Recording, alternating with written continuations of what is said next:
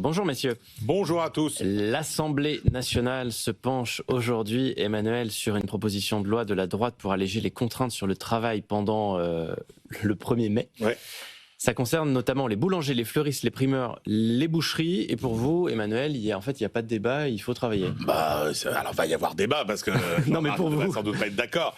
Mais c'est vrai qu'il faut en finir avec quand même un certain nombre de ringardises qui pénalisent l'économie française. Et on est quand même au top de la ringardise avec cette affaire du 1er mai. D'abord, parce qu'il faut rétablir la valeur travail en France, qui est, rappelons-le, le pays dans lequel on aime le moins le travail et le pays dans lequel on travaille le moins.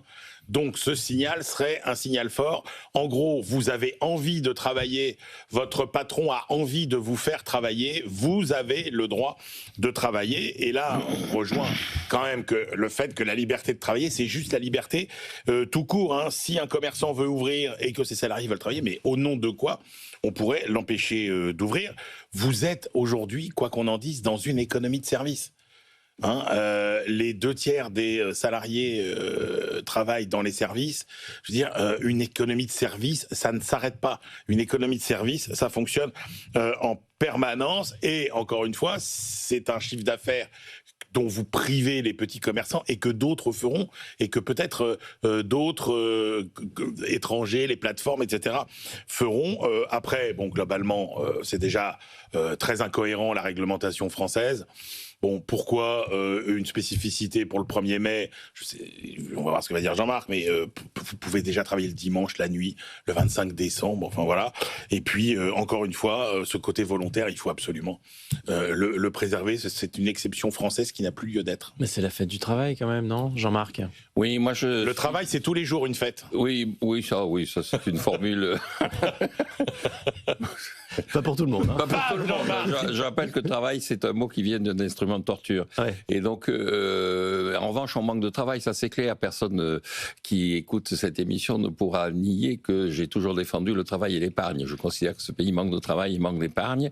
Et donc, il faut réhabiliter le travail, il faut travailler davantage, donc il faut reporter l'âge de départ à la retraite. Donc vous êtes d'accord avec Emmanuel? Non, pas du tout, parce que je pense que ça, c'est une mesure qui est totalement démagogique, qui répond à une espèce d'excitation autour d'un boulanger qui, effectivement, dans le département des Landes, a été sanctionné par l'autorité préfectorale pour avoir ouvert son magasin alors que le 1er mai, alors que les règles sont assez claires.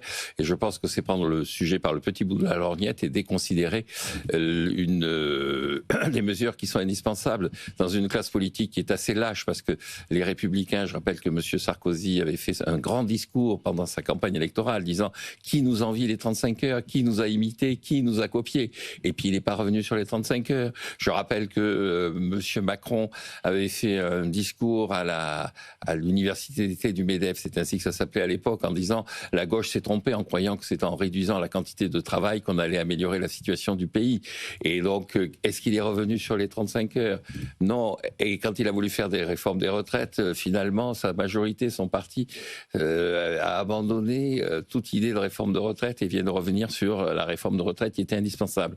Et je pense que plus généralement, vis-à-vis du 1er mai, alors le 1er mai, effectivement, c'est la fête du travail, c'est une histoire un peu ambiguë, puisqu'en France, c'est sous le régime de Vichy qu'il est devenu férié. Mais globalement, le 1er mai, c'est le symbole à la fois de la lutte des travailleurs, c'est le 1er mai 1886, et c'est aussi le 1er mai, c'est le symbole du début des grandes réunions de négociation dans l'Angleterre médiévale. C'est-à-dire que le 1er mai, on se réunissait pour définir comment on allait s'organiser pour la récolte. Donc il y a un symbole très fort dans le 1er mai.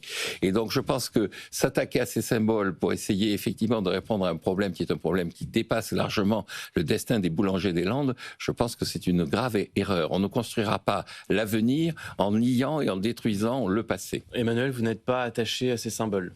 Non, mais le problème, c'est qu'il faut aujourd'hui, puisque Jean-Marc est attaché aux symboles, justement, les symboles que renvoie ce que Jean-Marc considère comme un épiphénomène, ce boulanger des Landes, c'est il n'y a pas de liberté de travailler en France, c'est l'administration, contrairement à ce que dit Jean-Marc, la dimension symbolique. Mais la dimension symbolique, c'est quoi?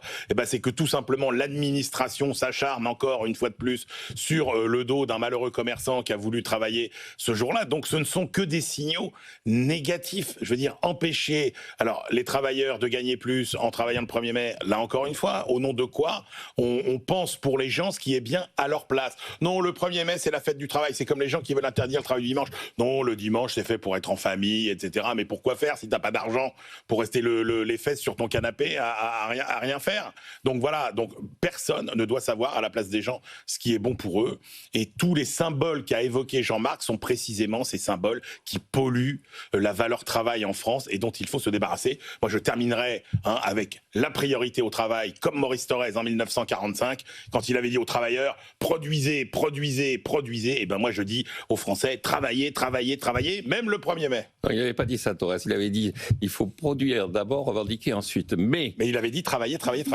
Mais je dirais simplement deux choses par rapport à ça. C'est la loi. Que l'autorité préfectorale soit là pour faire exécuter la loi, ça me paraît pas... changeons la loi. Scandaleux. Alors, on peut changer la loi, c'est ce que veulent les Républicains, mais je dis on commence par respecter la loi. Et la deuxième chose, encore une fois, c'est en braquant sur des détails et sur des symboles la population qu'on passe à côté des vraies réformes. C'est avec ce genre de dispositions que l'on sabote les réformes qui sont indispensables à l'avenir de ce pays. Bon je ne peux pas aller contre Jean-Marc. Ça n'est pas l'alpha et l'oméga de la réforme qui va moderniser le pays. On est d'accord. On vous met au moins d'accord sur ça. Merci beaucoup. Tous les matins, le débat des éditorialistes. Il est